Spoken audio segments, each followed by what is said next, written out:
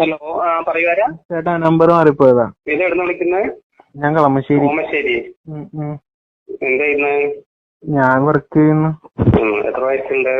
എനിക്ക് 21 വയസ്സുണ്ട്.